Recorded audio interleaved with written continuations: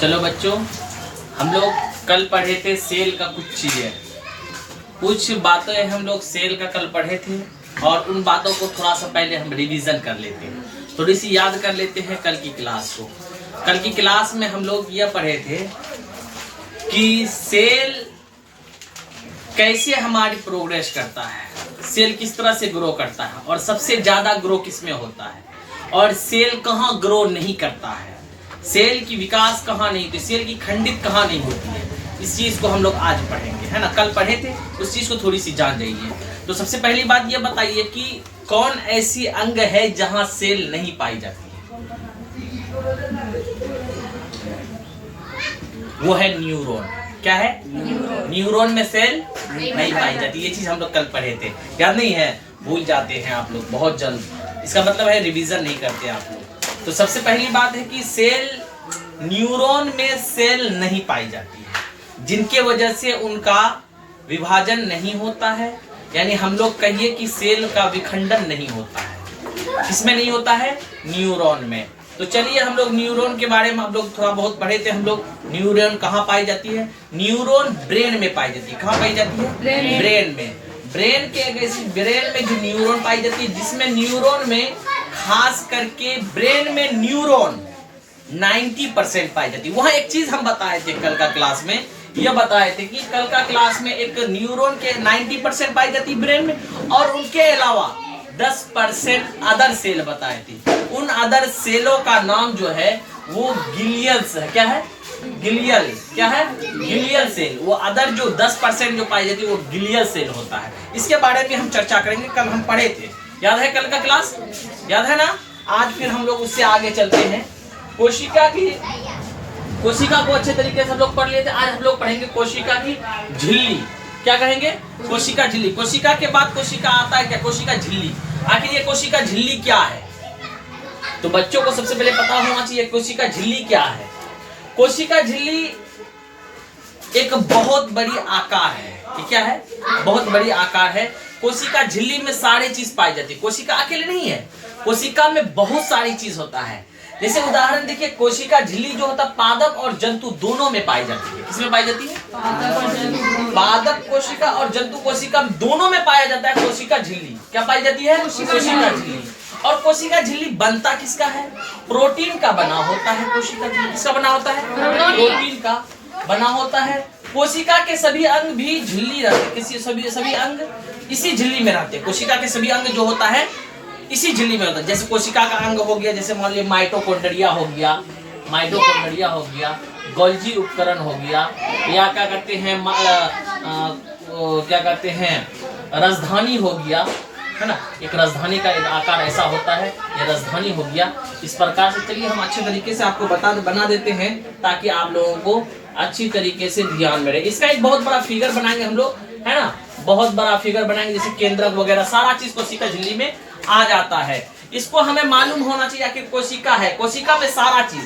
हम लोग कोई चीज लेने जाते हैं, कोई चीज खरीदने जाते हैं, तो वहां पे कभी कभी ऐसा होता है कि ज्यादा सामान लेना पड़ता है, कभी कभी कम सामान लेना पड़ता है। जब कम सामान लेना पड़ता है, दुकानदार के यहाँ गए, अभी महंगाई के जमाने में हम लोग दुकानदार के यहाँ जाएंगे तो क्या मिलेगा हम लोग? चले गए 20 रुपया का आलू दीजिए, 20 रुपया में आधा केजी आलू होगा, 40 रुपया केजी आलू है।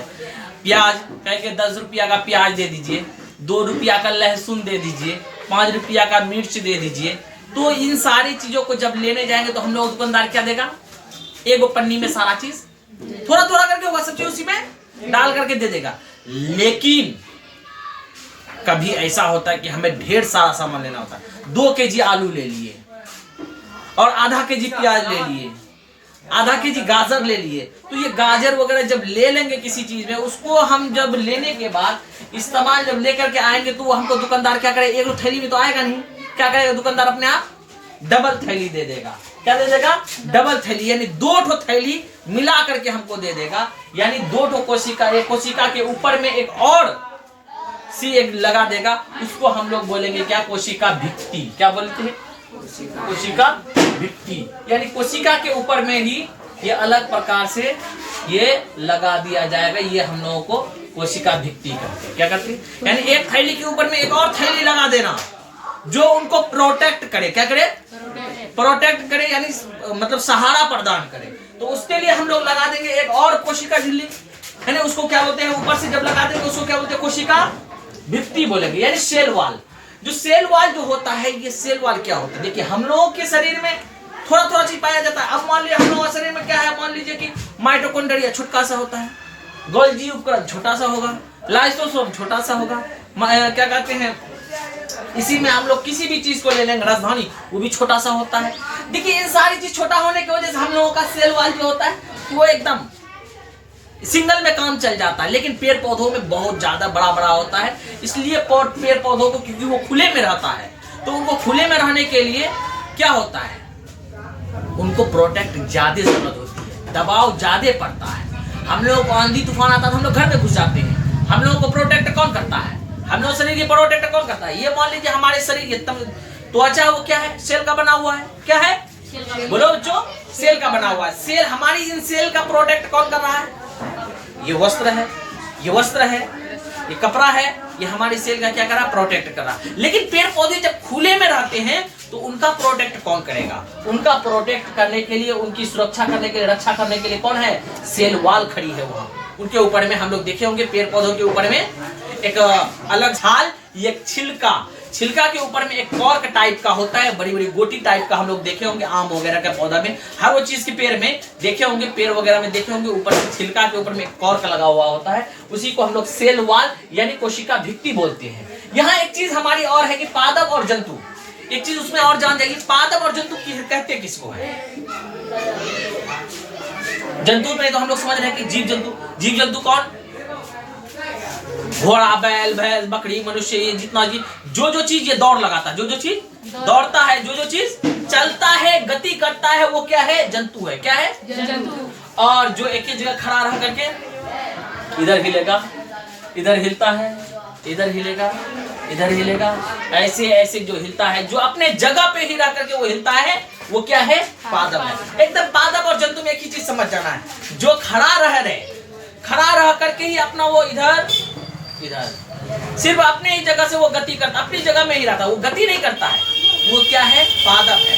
जो चलता है, फिरता है, आगे बढ़ता है, गति करता है, यहाँ से वहां जाता है। जैसे मान लीजिए जानवर में सारे जानवर से आ जाती है, कुत्ता, बैल, भैंस, बकरी, मुर्गी, और मनुष्य भी उसी में आ जाते हैं, जंतु में। किस में आ जाता है, जंतु में। ये तो मुझे पता, आशा करते हैं कि आप लोगों को कोशिका झिल्ली समझ में आ गया होगा, और साथ में कोशिका भित्ति भी। कोशिका भित्ति के बारे में और एक चीज पढ़ लीजिए, कोशिका भित्ति सिर्फ पादप में पाया जाता है, only for plant, only plant में पाई जाती है ना, ओनली प्लांट या पादप में पाया जाता है। देखिए इसका जो सेलुलोज का बना होता है, ये किसका बना होता है, सेलुलोज का बना होता है, और ये पादपों में क्या करता है, सुरक्षा तथा आकार प्रदान करता है, उनको क्या करता है, सुरक्षा दिलाता है, यानी रक्षा करता है उनका, और उनको बढ़ने में भी काफी मदद करता है, यानी उनको ग्रो भी कराता है। क्या कराता है, ग्रो कराता है, उनका आकार प्रदान कराता है। ग्रो करने के बाद उनकी आकार जो शेप, अब मान लीजिए पेड़ ऐसा खड़ा है तो उनको शेप जो देता है, यानी आकार जो देती है, वो कौन देता है, कोशिका भित्ति देता है। वो भी उनको आकार भी देता है ताकि वो सीधा खड़ा रहे या टेढ़ा हो, उनको एक नया आकार। हम लोग देखे होंगे अपने घरों में, एक चीज अपने बागीचा में देखे होंगे, हम लोग घर में जब पेड़ पौधे लगाता है, अक्सर तो हम लोगों के गार्जियन वगैरह करता है क्या कि अगर कोई बकरी, हम लोग की एकदम नॉर्मल है, देहात के रहने वाले हैं, सब किसी के घर में बकरी होता होगा। अब देखे होंगे छोटा छोटा पेड़ पौधा रहता है, उस पेड़ पौधे को काट देता है बकरी। आम का एक गाछ लगाओ तो उसको बकरी खखेर खखेर करके, दांत लंबा होता है, खूब खखेरता है, खखेर करके उनको क्या करता है, उसकी ये जो होती है कोशिका भित्ति को वो खरोच देता है, पूरा काट देता है। और गाछ को प्रोटेक्ट दिलाने के लिए कोशिका भित्ति अनिवार्य है। जब वो नहीं रहता है तो बकरी क्या, गाछ धीरे धीरे क्या हो जाता है, बढ़ जाता है। लेकिन हम लोग की गार्जियन बकरी से भी ज्यादा तेज, अरे जानवर तो जानवर है, लेकिन हमारी जो है ब्रेन उससे भी तो आगे चले हैं। और हम लोग की यहाँ जो गार्जियन जो होता है उसमें क्या करता है, एक कपड़ा बांध देता है धीरे धीरे धीरे धीरे करके ऊपर तक, उससे भी नहीं होता, उसमें गोबर मार देता है। तो उससे क्या होता है बेटा कि वो जो कोशिका झिल्ली जो होता है, कोशिका भित्ति जो होता है, उसको धीरे धीरे धीरे धीरे धीरे धीरे प्रोग्रेस करके फिर उसमें आ जाता है। क्योंकि हम कल ही बताए हैं कोशिका क्या करता है, कोशिका का विभाजन होता है। क्या होता है, विभाजन होता है। वो अपने से एक और कोशिका बना लेता है, फिर वो उससे हुए इस तरह से बहुत सारी कोशिका बन जाती है और उस प्रकार से वो अपनी जगह को पूरा भर लेता है। धीरे धीरे उसमें क्या आ जाती है, खाल आ जाता है और वो छाल धीरे धीरे पेड़ को अलग शेप दे देता है, अलग आकार दे देता है। अगर वो छाल न रहे वो पेड़ धीरे धीरे खत्म हो जाती, वहीं से उनका डेथ होना स्टार्ट हो जाता, मर जाता है धीरे धीरे। तो चलिए ये सुरक्षा का आकार, सुरक्षा तथा आकार प्रदान कराता है। चलिए आशा करते हैं कि ये भी आपको समझ में आ गया होगा। कोशिका भित्ति, कोशिका भित्ति में जो होती है वो सिर्फ किसमें पाया जाता है बच्चों, किसमें पाया जाता है, पेड़ पौधों में, है ना, किसमें पाया जाता है, पेड़ पौधों में। अब इसके बाद आता है हमारी माइटोकॉन्ड्रिया। इसके बारे में नाम सुने हैं? इसके बारे में नाम सुने आप लोग, माइटोकॉन्ड्रिया। माइटोकॉन्ड्रिया हमारे कोशिका के अंदर का एक महत्वपूर्ण अंग है। क्या है, महत्वपूर्ण अंग है माइटोकॉन्ड्रिया। क्या बोलते हैं, क्या बोलते हैं, सूत्रकणिका, सॉरी सूत्रकणिका बोलते हैं। सूत्रकणिका आखिर देखिए, इसको ध्यान से देखना है। इसका खोज किसने किया था, इसका खोज किसने किया था, हाँ, उल्टमैन ने किया था। किसने किया था, ऑल्टमैन बोलते हैं इसको, ऑल्टमैन ने किया था। इसका खोज किसने किया था, ऑल्टमैन ने किया था। देखिए माइटोकॉन्ड्रिया का खोज जो किया था ऑल्टमैन ने किया था, इस चीज को ध्यान में रखना है। उसके बाद कह रहा है कि माइटोकॉन्ड्रिया क्या क्या काम करता है। माइटोकॉन्ड्रिया हमारी कोशिका के एक महत्वपूर्ण अंग होता है। इसमें देखिए यहाँ हम आपको बना देते हैं, याद रखिएगा, आप लोग कभी भूलिएगा नहीं, क्योंकि ये माइटोकॉन्ड्रिया है। क्या है ये, एम है तो माइटोकॉन्ड्रिया, एम से दर्शा दिए हम, आपको ध्यान में रखना है। वैसे हम आपको एक बहुत बड़ा फिगर बनाएंगे, पूरी कोशिका का बनाएंगे, एक पादप कोशिका का बनाएंगे, दूसरा जंतु कोशिका का बनाएंगे। उसमें हम सारा चीज को दर्शा देंगे आपको, और आप पूरी तरह से उसको देख लेंगे। आप देख लेंगे तो आपको प्रॉब्लम नहीं होगा, और आगे चल करके आप पूरी तरह से आप इसको समझ में आ जाएगी। तो ये क्या होता है, माइटोकॉन्ड्रिया। माइटोकॉन्ड्रिया जो होता है श्वसन, क्या करते हैं, श्वसन में सहायक करता है। उसके बाद है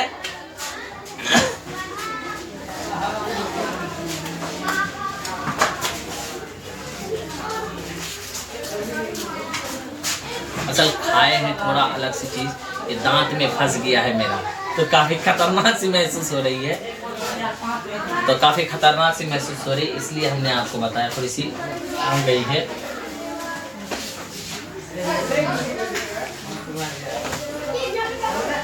हाँ तो चलिए, कह रहे थे कि श्वसन, श्वसन जो होता है हमारे शरीर में, खास करके माइटोकॉन्ड्रिया सेल के अंदर में, ये क्या करते हैं, ये एक चक्र करता है, एक पूरी तरह से चक्र निभाता है, पूरी चक्र करता है, यानी पूरी चक्रित करता है। वो किसके द्वारा करता है, वो क्रेब्स कहलाता है। क्या कहलाता है, वो क्रेब्स कहलाता है। क्या कहलाता है, क्रेब्स कहलाता है। और ये यही क्रेब्स एक मानव में 38 एटीपी ऊर्जा मुक्त करता है। जो 38 एटीपी ऊर्जा जो होता है वो आगे ग्रो करके क्या, 38 एटीपी ऊर्जा ग्लूकोज में बदल जाती है। किस में बदल जाती है, ग्लूकोज में बदल जाता है। यही ग्लूकोज हमारा क्या करता है, ऊर्जा बनाता है। क्या बनाता है, ऊर्जा बनाता है। और ऊर्जा को हम लोग क्या कहते हैं, पावर कहते हैं, शक्ति कहते हैं। क्या कहते हैं, शक्ति। अब मान लीजिए ऊर्जा हो, देखो ऊर्जा जो होता है ग्लूकोज एटीपी के रूप में जो ग्लूकोज बनता है, ग्लूकोज जो ऊर्जा बनाता है, इस चीज को समझ जाइए थोड़ी सी। ऊर्जा कैसा होता है, ऊर्जा तो हमारे शरीर, हम लोग तो पढ़े हैं कि ये कोशिका में होता है, सेल में होता है। सारा सेल जो होता है, सेल का एक मुख्य भाग है माइटोकॉन्ड्रिया, वो जमा करता है, एकत्र करता है। अब देखिए भाई, हमारे शरीर में पूरी तरह से हर जगह सेल है, सभी ऊर्जा बनाता है। हाँ, बनाता है कि नहीं बनाता है। तो उसी तरह से अब मान लीजिए बहुत सारे अंग हैं कि कुछ ज्यादा काम करता है। जैसे अभी हम पढ़ा रहे हैं, काफी देर से पढ़ा रहे हैं, सुबह लगभग क्या कहते हैं 7 बजे हमने क्लास में आया है। उसके बाद फिर हमारी प्रोग्रेस चलता रहे, ग्रोथ चलता रहा। फिर क्या कहते हैं 12:30 बजे तक क्लास चली, 12:30 बजे के बाद फिर 2 बजे से क्लास स्टार्ट हुआ, तो स्टार्ट रह जाती है। तो कहने का मतलब है कि ये जो ग्लूकोज जो है, ये ग्लूकोज इस दौरान हम जब चल रहे हैं, तभी से हम जो चल नहीं रहे, मेरी जबान ज्यादा चल रही है। क्यों चल रही है ज्यादा, जो जितना बड़ा कोशिका उतना ही ज्यादा उसके पास क्या, ऊर्जा, उसके बाद उतना ही ऊर्जा। देखिए हमारे पास हमारी एक जबान है, मान लीजिए उदाहरण के तौर पे अभी मेरी जबान ज्यादा ग्रो कर रहा है, जबान पे जितना ऊर्जा तो उतना वो काम करता। धीरे धीरे मान लीजिए जिसके ऊपर ऊर्जा खत्म हो जाती वो काम करना बंद कर देता। लेकिन जबान हमारा चलते रहता काफी देर से, पता नहीं सुबह 7 बजे से हमारी जबान चल रही है, तो अभी तक बंद नहीं हुआ है। ये सुबह अभी चलेगा लगभग 4 बजे तक, शाम 4 बजे तक मेरी जबान चलती रहेगी। इस समय में इस समय में जो हमारी जबान जो चल रही है, ये जबान जो चल रहा है, ये ज्यादातर काम करते रहता है। तो काम कर रहा है तो इसको ऊर्जा, जबान तो छोटा, अब इतना छोटा जबान होता, उसमें कितना ऊर्जा, जितना ऊर्जा रहता तो तबीयत से खत्म हो जाता। लेकिन ऊर्जा का एक और रूप है कि जैसे मान लीजिए मेरा पैर अभी क्या है, खड़ा है, इसको ऊर्जा की खपत नहीं है, ये बेचारा आराम से एकदम रिलैक्स है, कोई दिक्कत नहीं है। तो इसको कोई दिक्कत नहीं है, तो यहाँ से ऊर्जा तो जबान तक लाने की कोई तो होनी चाहिए, नहीं तो जबान थोड़ा देर बोलते जबान की ऊर्जा खत्म हो जाती, तो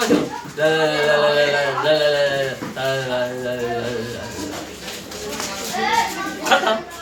तो इस जगह लल करते करते हमारी ऊर्जा खत्म हो जाती जबान का, और जबान हमारी रुक जाती। लेकिन उसको जबान को इतनी देर चला रहा है, वो कौन चला रहा है, ऊर्जा चला रहा है। ये ऊर्जा जो आखिर जबान पे इतना कहां से आता है, उसके पास तो इतना है नहीं।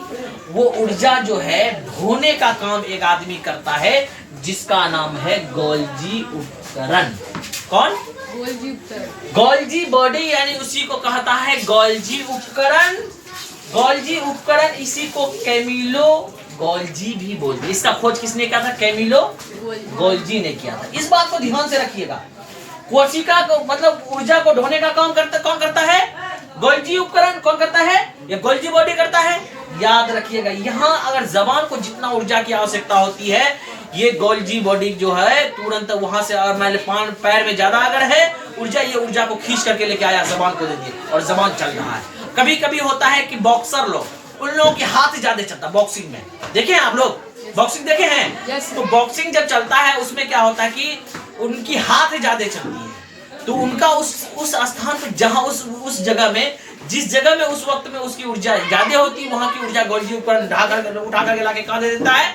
उनकी कलाई में, उसके बाजू में दे देता है, और वो क्या करती है? बॉक्सिंग लड़ता है। क्या करता है?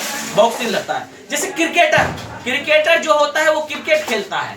क्रिकेट खेलने के दौरान में उनकी जो अपना जो ऊर्जा होती है, सबसे अधिक ऊर्जा खर्च होती है, खपत होती है, वो पैरों में होती है। लेकिन और सब जगह की तो ऊर्जा एकत्र है, जमा है, उस सब की ऊर्जा कम खपत होती है। तो गोल्जी उपकरण क्या करता है? वहां की ऊर्जा ले जाकर के कहां दे देता है?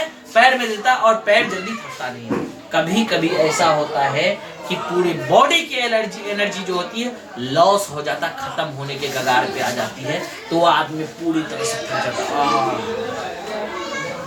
माथा काम नहीं करो रे छुआला, माथा काम नहीं करो, अरे थके क्यों रे। तो ये अपने भाषाओं में क्या कहता है कि थके क्यों रे, मतलब एक सुरजापुरी भाषा है हम लोगों का, उसमें क्या कहता है? थके क्यों रे, आर नहीं चलवा पाम है, रहवा दे है आरनी। तो वहां पे क्या होता है? आरनी, यानी कह रहा है कि और हम नहीं चल पाएंगे, और वो इंसान क्या करता है? रिलैक्स करने के लिए, आराम करने के लिए बैठ जाता है। तो उस वक्त में उसकी क्या होती है? ऊर्जा धीरे धीरे एकदम बढ़ता जाता, और वो काम 1 डेढ़ 2 घंटा में कहता है, अरे तैयार है रे, चल रहे, कौन होता है, चलो अब लड़ेंगे, अब चलेंगे, अब खेलेंगे, अब हमारी थकान दूर हो गई, यानी एनर्जी धीरे धीरे बढ़ गया। तो उसको बोलते हैं, ये ऊर्जा का पावर होता है, इसी को पावर बोलते हैं, इसी को शक्ति बोलते हैं, इसी को ताकत बोलते हैं। उसके बाद आगे चलते हैं हम लोग गोल्जी बॉडी। अब तो हमें लग रहा है कि माइटोकॉन्ड्रिया भी आप लोगों को समझ में आ जाता होगा, क्योंकि माइटोकॉन्ड्रिया का दूसरा नाम है सूत्रकणिका। क्या है? हिंदी में इसको क्या बोलते हैं? सूत्रकणिका। माइटोकॉन्ड्रिया इंग्लिश वर्ड है, और उसको हिंदी में बोलते हैं सूत्रकणिका। इसका खोज जो होता है उलटमैन ने किया था। किसने किया था? उलटमैन ने किया था। और माइटोकॉन्ड्रिया का काम है श्वसन और क्रेब्स का मतलब होता है चक्कर लगाना, यानी माइटोकॉन्ड्रिया जो होता है पूरी तरह से सब किसी का खोज करके, सब किसी का उठा करके लेकर के आता है, ढो करके लेके आता है, एटीपी के रूप में जमा करता है, और वो एटीपी के रूप में ग्लूकोज, वो एटीपी जो होता है वो ग्लूकोज में बदल जाता है। किसमें बदल जाता है? ग्लूकोज। और वही ग्लूकोज हमारी ऊर्जा में बदल जाती है, जिसको हम लोग पावर कहते हैं, ताकत कहते हैं। आशा करते हैं कि आप लोगों को ये भी समझ में आ गया होगा। अब हम लोग चलते हैं गोल्जी बॉडी। गोल्जी बॉडी क्या होता है, इसके बारे में हम आपको बता रहे हैं। ये परिवहन का काम करता है। किसका काम करता है? परिवहन। जहां ऊर्जा की खपत हुई, खपत ज्यादा हो रहा है, दूसरे जगह से ऊर्जा ले जाकर के उसको दे रहा, और वो अपना काम कर रहा है। उसका काम ही है ढोना, यहां से वहां लेकर के जाना, जहां खपत है वहां पहुंचाना, जहां कमी है वहां देना, जहां ज्यादा है वहां से उठाना। ये खास करके काम करता है कौन? गोल्जी बॉडी यानी गोल्जी उपकरण। अपने हम लोग गोल्जी उपकरण भी पढ़ते हैं, उसी को गोल्जी बॉडी बोलते हैं। इसका गोल्जी बॉडी का जो खोज जो किया था कैमिलो गोल्जी ने किया था। किसने किया था? कैमिलो गोल्जी ने किया था। इसका काम है परिवहन करना, यानी ऊर्जा को एक जगह से दूसरी जगह लेकर के जाना। अब इसके बाद हम लोग पढ़ेंगे राजधानी। ये भी एक अपने आप में बहुत यूनिक बात है। ये राजधानी आखिर काम क्या करता है? देखिए भाई, राजधानी को हम लोग वैक्यूल्स बोलते हैं। क्या बोलते हैं? वैक्यूल्स, है ना। वैक्यूल्स ये हम आपको बताए थे, अभी एक फिगर बनाए थे राजधानी। थोड़ी सी है क्या कि ये जगह थोड़ी सी भीड़ वाली है, इसको मैनेज करना होगा। ये क्या है? एक राजधानी है। क्या है? राजधानी। इसका काम है, खास करके इसका काम है जल को संग्रहित करना, जल को संग्रहित करना। अब बताओ कि बच्चा कि हमारे शरीर में इतना छोटा सा गोल्जी उपकरण होता है, राजधानी होता है, ये जल को कैसे उतना संग्रहित कर सकता है? देखो बाबू, हमारे शरीर में मानव शरीर में, मैं स्पेशल कहता हूं, मानव शरीर में 65% वाटर है, यानी जल है। क्या है? 65% मानव शरीर में जल होता है। क्या होता है? जल होता है। अब भाई देखिए, 65% जल होता है। ये कोई भी एक नॉर्मल व्यक्ति कहेगा कि 65% जल। अगर मान लीजिए हमारा वजन है 71 kg वजन है मेरा, अभी 1 kg बढ़ गया है, थोड़ा सा देख रहे हो मेरा पेट वगैरह काफी निकल गया है, ये फैट्स की वजह से हुआ। अभी मेरा वजन जो है 71 kg हो गया है। तो बताइए 71 kg में अगर मान लीजिए 65%, तो सोचिए अगर कोई 1 कुंटल है उसमें 65 किलो यानी 100 किलो है, तो 65 किलो उसमें क्या पानी है। अब नॉर्मल व्यक्ति कह सकता है कि आखिर 65 किलो पानी कैसा, 65 लीटर पानी कहाँ है? देखो बेटा, 65 लीटर पानी नहीं, बस जो पानी पीते हैं हम लोग वही 1 से 2 लीटर, 2.5 लीटर, 3 लीटर हम लोगों के अंदर रहता है। बाकी सारे पानी कहाँ है? सेल में है। कहाँ है? सेल। पूरी तरह से ये 65% पानी जो है कहाँ रहती है? सेलों में काम करता है। लेकिन कुछ जल जो है हमारी क्या कहते हैं, सिर्फ जो पीते हैं जो पानी वो है, बाकी सारा पानी कहाँ है? सेल में रहता है। कहाँ रहता है? कोशिका में रहता है। वो कोशिका जो होती है अपना सारा काम पूरी तरह से करता है। इसलिए आगे चल करके हम लोग पढ़े, पीछे भी हम लोग पढ़े कि कोशिका द्रव्य, कोशिका अंतर्द्रव्य जालिका, यानी अंतर्द्रव्य जालिका में अंदर जो पाई जाती है वो जीव द्रव जो होता है और कोशिका द्रव होता है, वो सारा कहाँ है? हम लोग के शरीर में एक एक बूंद में, हर जगह है। वो क्या है? पूरी तरह से भरी हुई है, जिसको हम लोग क्या करते हैं? वैक्यूल्स। इसमें भरा हुआ है वो वैक्यूल्स, यानी राजधानी में एकत्र है। इसका काम है, वैक्यूल्स का काम है, यानी राजधानी का काम है वैक्यूल्स। वैक्यूल्स का काम है कि सिर्फ जल को संग्रह करना, यानी जल को लेकर के अपने जगह जमा करके रखना। और बाकी जो जल जो होती है, हम लोग 2 से 3 लीटर जो पीते हैं, बस ये पीते हैं जो हमारे पेट में रहती है। बाकी सारी जल कहाँ ले जाकर के रखता है? ये कोशिका में रखता है, यानी सेल में रखता है।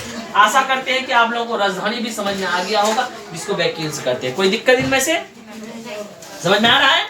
कोई दिक्कत तो नहीं है? चलिए, कोई दिक्कत नहीं। तो चलिए आगे हम लोग चलते हैं। तारककाय, इसको सेंट्रोसोम के नाम से जाने जाते हैं। हिंदी में होता तारककाय, इंग्लिश में उसको बोलते हैं सेंट्रोसोम। देखो बच्चों, ये सेंट्रोसोम क्या है? हम लोग एक आगे चल करके एक फिगर बनाएंगे। सेंट्रोसोम ये तारे के समान होता है, इसको हम लोग बोलते हैं सेंट्रोसोम। ये तारककाय या सेंट्रोसोम ये तारा के समान होता है। और इनका काम जो, इसका सबसे पहले खोज, इसका खोज जो किया था वो बोबरी नामक वैज्ञानिक ने किया था। किसने किया था? बोबरी नामक वैज्ञानिक ने किया था। किसने किया था? बोबरी नामक वैज्ञानिक। देखिए कोशिका का जो होता है, ये खास करके ये तारककाय, ये कोशिका का विभाजन यानी कह रहा है पुनर्निर्माण। विभाजन का मतलब हम कल भी बोले थे, विभाजन का मतलब हम कल भी बोले थे कि विभाजन का मतलब टुकड़ा नहीं होता। विभाजन का मतलब टुकड़ा नहीं होता, ये आप क्लियर हो जाइए। मैं आपको बार बार कहता हूँ, ये क्लियर हो जाइए। विभाजन का मतलब टुकड़ा नहीं होता है। विभाजन का मतलब होता है उसी से एक से दूसरा और निकल जाना, उसको हम लोग पुनः निर्माण बोलते हैं। क्या बोलते हैं? विभाजन का मतलब पुनः निर्माण होता है, न कि टुकड़ा, न कि खंडित होता है। याद रखना है, भूलेगा नहीं। विभाजन का मतलब होता है उसी से एक और निकल जाना, उसको हम लोग पुनः निर्माण कहते हैं। क्या कहते हैं बेटा? पुनः निर्माण। याद रखना, पुनः निर्माण बोलते हैं। ये पुनः निर्माण यहाँ हमने लिख दिया है, आपको दर्शा दिया पुनः निर्माण। तो उसके बाद हम लोग पढ़ते हैं ये जो पुनः निर्माण जो होता है ये किसमें सबसे तेज होता है। ये चीज हम कल भी पढ़ाए हैं बेटा, कल हम आपको पढ़ाए थे। सबसे तेज विभाजन किसमें होती है? लीवर में। वेरी गुड, बहुत बढ़िया। लीवर में होता है। कहाँ होता है बेटा? लीवर में होता है। बहुत बढ़िया, बहुत बढ़िया। दिमाग में रखना, जब कोई भी चीज को आप ध्यान से पढ़ रहे हैं तो आपको किसी भी तरह की प्रॉब्लम नहीं होगी। ब्रेन, लीवर, सॉरी लीवर, कौन? लीवर। इसमें जो होता है पुनः निर्माण होती है। क्या होती है? पुनः निर्माण। हम आपको बताए थे कि सबसे तेज पुनः निर्माण किसमें होती है? ये कल का क्लास में हम आपको बता चुके हैं, याद है ना? कोई दिक्कत? सबसे तेज किसमें होती है? लीवर में होती है पुनः निर्माण। और देखिए बहुत तेज ग्रो करता है लीवर, बहुत ही ज्यादा तेज। उसके बाद आती है ब्रेन।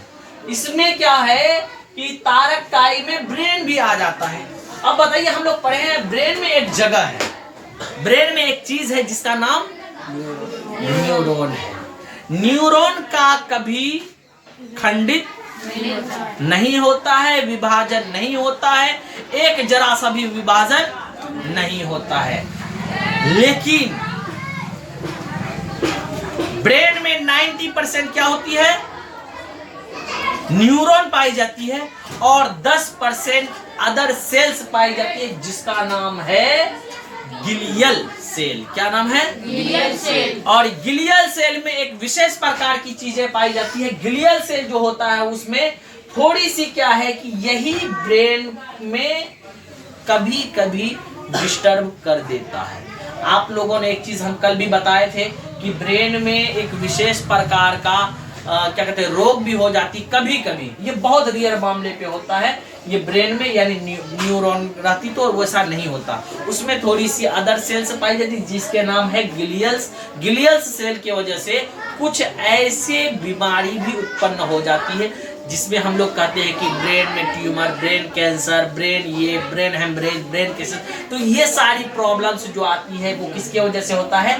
गिलियल सेल की वजह से आता है। किसके वजह से? गिलियल सेल की वजह से। अन्यथा ब्रेन में ऐसा कोई भी तरह की प्रॉब्लम नहीं होती। अच्छा ये बताइए, इसी ब्रेन में जो पाई जाती है गिलियल्स की वजह से एक अलग से रोग हो जाती है जिसको हम लोग क्या कहते हैं? Brain tumour, brain cancer. देखो कैंसर कोई बीमारी नहीं है, कैंसर बीमारी नहीं। अब इतनी बड़ी इश्यूज में लेकर के चले गए हैं कैंसर का जिसका कोई हद नहीं। देखो क्या होता है कैंसर, आखिर क्या होता है कैंसर, इस चीज के बारे में थोड़ी सी जानकारी दे देते हैं। पूरी तरह से जानकारी आपको हम 9th क्लास में देंगे, बहुत ही विस्तार रूप से। देखो गिलियल्स के वजह से जहां बहुत सारी सेल्स जो होती है आपस में उलझ जाता है और वो पूरी तरह से ग्रो बहुत तेजी से करने का कोशिश करता है लेकिन कर नहीं पाता। वो सेल्स वही क्या हो जाती है? डेथ हो जाता है। क्या हो जाता है? डेथ हो जाता है। और वो एक विशेष प्रकार का रूप ले लेता है जिन्हें हम लोग कैंसर कहते हैं। क्या कहते हैं? कैंसर। क्या कहते हैं? कैंसर कहते हैं। ये कैंसर ब्रेन में किसके वजह से होता है? गिलियल सेल की वजह से। किसकी वजह से? गिलियल सेल की वजह से। याद रहेगा ना? चलिए, खास करके ब्रेन में जो ये होती है न्यूरॉन, इनका कोई भी खंडित नहीं होती है। याद रखेगा ना? कोई भी खंडित नहीं होती है। आगे चलिए, इसके बाद हम लोग चलते हैं छठा अंग। चलते हैं छठा साथ में क्या है? अंतःद्रव्य जालिका। क्या है? अंतःद्रव्य जालिका। हम लोग देखे हैं सेल्स में एक अंदर में 2 प्रकार की होती है, यानी कहते हैं कि सेल्स का जो है अंतःद्रव्य जालिका क्या होता है उसके बारे में हम लोग पूरी तरह से जान लेंगे। इसको हम लोग बोलते हैं एंडोप्लाज्मिक रेडिकुलम। क्या बोलते हैं? Endoplasmic reticulum. ठीक है, याद रहेगा। इसको शॉर्ट में ER के नाम से भी जाने जाते हैं, ER भी कहते हैं। चलिए, एंडोप्लाज्मिक रेडिकुलम क्या है? ये खास करके आंतरिक कंकाल है। क्या है? अंदर में जो पाई जाती है। अब मान लीजिए यहाँ पे एक सेल है, इसके अंदर में जो झिल्ली पाई जाती है इसी को हम लोग क्या करते हैं? अंतःद्रव्य जालिका। अंदर में जो जाल जैसा होती है, ये अधिकतर जो होता है खास करके ये जो होती है अंतःद्रव्य जालिका, ये लाइसोसोम में पाई जाती है। आगे हम इसके बारे में आपको पढ़ाएंगे, है ना, पूरी तरह से हम आपको पढ़ाएंगे। ये अंतःद्रव्य जालिका जो होती है ये लाइसोसोम में पाया जाता है, जो उनके अंदर में चारों तरफ से झुसा हुआ रहता है, यानी बाल के समान उसके ऊपर क्या करता है, गड़छा हुआ होता है, उसी को हम लोग अंतःद्रव्य जालिका कहते हैं। ये इनका जो काम जो है आंतरिक कंकाल है, इसका क्या है, आंतरिक कंकाल। आंतरिक सहायक भी प्रदान करता है, ये अंदर में ये ताकत भी देता है, एनर्जी भी प्रोवाइड करता है। उसके बाद ये वसा का भी निर्माण, वसा यानी फैट्स का, वसा यानी फैट्स का भी निर्माण करता है। ये प्रोटीन का भी निर्माण करता है। किसका काम करता है, देखिए अंतःद्रव्य। हम आपको राइबोसोम का थोड़ा सा एक झलक दिखा देते हैं। ये मान लीजिए एक राइबोसोम है, क्या है, इसमें जो होता है, जो खुदरीलापन होता है, जिधर दो भाग होता है इनका क्या है, दो भाग है। जो खुदरीला भाग है ये थोड़ा दर्रा टाइप का होता है, हम लोग दर्रा टाइप बोलते हैं, है ना। तो जैसे हम लोग सिल्टी होता है मसला पीसने वाला, उसमें देखे होंगे, उसमें क्या होता है, दर्रा टाइप का होता है, दर्रा टाइप का होता है। एक उसके ऊपर में एक क्या बोलते हैं, उसको लोढ़ा बोलते हैं। क्या बोलते हैं आप लोग, लोढ़ा, है ना। उसमें देखे होंगे वो प्लेन भाग होता है ना, एक तो पूरा समतल होता है, वैसा इसमें भी है। ये खास करके जो खुरदुरापन होता है, ये वसा का निर्माण, ये और ये जो होता है चिकनापन, जिस साइड में प्लेन है, जो वसा जो होता है, वसा किसको बोलते हैं, चर्बी को बोलती है। किसको बोलते हैं, चर्बी को बोलते हैं। ये जो चिकनापन है, चिकना होता है चर्बी, आप लोग चिकना बोलते हैं, हम लोग भी चिकना बोलते हैं, कुछ वसा बोलते हैं, कोई चर्बी बोलता है। ये जो चर्बी के तरह जो होता है, जो समतल होता है, काफी मुलायम होती है, उस भाग में हम लोगों का क्या होता है, वसा का निर्माण होता है, यानी प्रोटीन का निर्माण करता है। ये जो होती है ER, यानी क्या है, एंडोप्लाज्मिक रेडिकुलम। एंडोप्लाज्मिक रेडिकुलम जो होता है अंतःद्रव्य जालिका, वो इनका यही काम है। एक तरफ तो वो राइबोसोम, ये राइबोसोम के जो एक जिस तरफ खुदरीलापन होता है, उधर क्या होता है, वो प्रोटीन का निर्माण करता है, और दूसरे तरफ जो समतल होता है, वहां पे क्या होता है, वसा के निर्माण यानी चर्बी यानी फैट्स का निर्माण होता है। इस बात को कोई दिक्कत नहीं, दिक्कत किसी तरह की कोई प्रॉब्लम नहीं, किसी तरह कोई दिक्कत नहीं है, समझ में आ रहा है। हाँ, चलिए देखिए, इस चीज को आप क्लियर रखेंगे, और इन सारी चीजों को आप, जैसे हमने इतना सारा स्टेप्स पढ़ाया, इन सारे को क्वेश्चन आंसर के तौर पर आपको नोट्स दिया जा रहा है, आपको डिस्क्रिप्शन में आपको दे दिया गया है, वहां से भी आप लोड कर सकते हैं, या नहीं तो आपको फिर यहाँ से आपको ऑफलाइन भी आपको स्कूल में प्रोवाइड हो जाएगी, आपकी कोचिंग में आप उनको भी ले सकते हैं, और वहां से भी लेकर के आप अपना पूरी तरह से अपना क्या करते हैं, कंप्लीट कर सकते हैं। किसी भी तरह की कोई भी दिक्कत होगी, आपके लिए फिर यहाँ तैयार हैं हम। आज के लिए यहीं तक, बाकी का काम हम लोग कल करेंगे, ठीक है।